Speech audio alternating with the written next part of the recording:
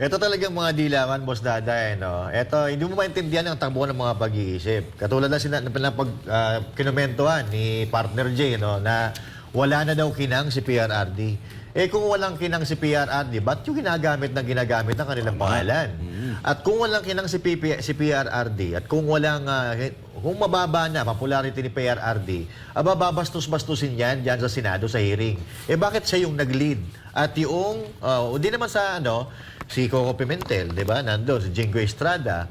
Ganun na lang ang pagalang na binibigay nila kay PRRD. Si Senator Jinggoy, ano yan? Kilalang-kilala na Brusco yan. Brusco. Si Jay Corona, ginulpin yan. Oo. Ang dami ng niyan, ang dami ng talagang kumbaga Talagang yung binadibag niyan. binadibag niya. Diyan sa Senado, pero pagdating kay kita mo yung PRRD, respeto kay PRD. nandun yung respeto. Tsaka yung walang kinang na sinasabi nyo, ginagamit nyo lang si PRRD para mapag-usapan kayo. Ang problema kasi dito, nakita nyo naman yung reaksyon ng mga tao.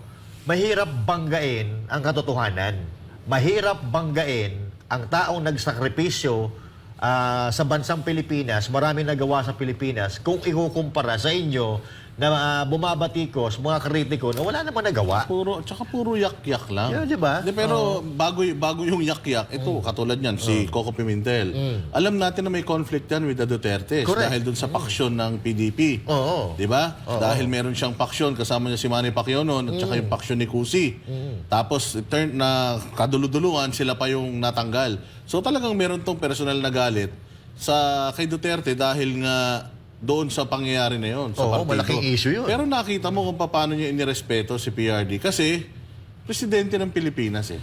Hindi lang presidente. Yung presidenteng may maraming makabuluhang nagawa, proyekto, mga nakatulong sa Pilipino. Ito mga katanda-tanda na pumunta pa dyan para lang malinawan ang lahat ng mga tanong ninyo, masagot niya. Nagpunta siya dyan kahit na may sakit siya, matanda na siya. Kitang-kita naman natin na talagang CPRD, hindi na siya katulad noong dati na... Pero kung mas bata ito, ginanon-ganon to ni Rizzo, mapapahiya siya. Tsaka ito, may mga bali-balita na hindi na daw nila yan uulitin. Kasi, alam niyo kung bakit? Eh sabi niya, parang ang aga naman natin pinanalo si BP Sara.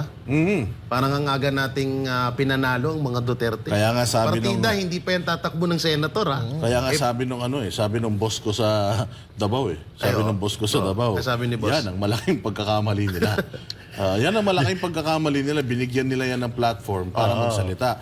Eh kaya nga natanggal eh. Kaya nga yung kanyang gikan sa masa para sa masa, sinuspindi dahil sa kanya eh. Dahil ayaw nilang bigyan ng platform eh. Ito kayang si hearing Boss D sa Senate, isuspindi din. Kasi nasunog sila eh. Hindi, itutuloy yan. Pero hindi na siya iimbitahin. Kasi sabi nga ni Senator Bato de la Rosa, hindi yan naalis hanggat nandito yung mga general niya. Kasi mahal niya mga yan eh. Mahal niya yung pulis eh. At speaking of general, isa rin napakalaking parte ho nung mga binunyag ng isa sa mga general doon. Coronel. Si Caraldo ba yan?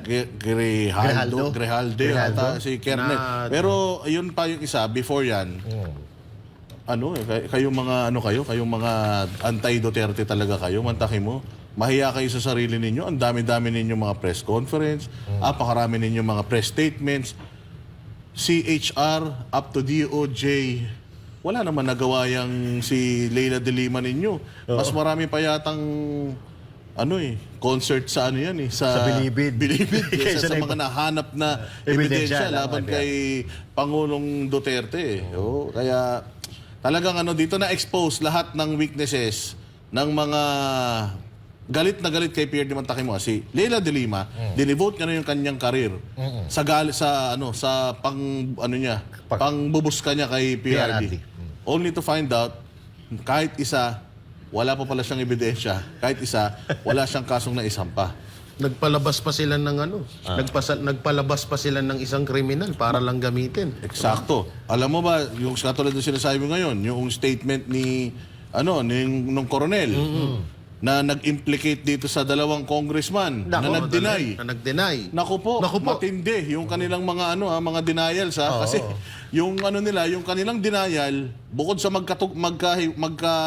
hindi nagtutugma yung kanilang dahilan, kinonfirm nila yung statement ni Coronel. Ni Colonel. Unang kumpirmasyon, nag-usap talaga sila in private. Pangalawang kumpirmasyon, may dalawang abogado talaga doon. Nako. So, ibig sabihin, totoo talaga yung sinasabi ni Oo. Coronel. Kasi yun ang nandoon umikot yung ni statement ni Coronel na pero tinira siya sa isang kwarto, may kasamang dalawang abogado ni Garma. Tinatanong niya kung ano ba to, para saan ba to. Hindi alam. Pumasok yung dalawa, inalok na sa kanya yun.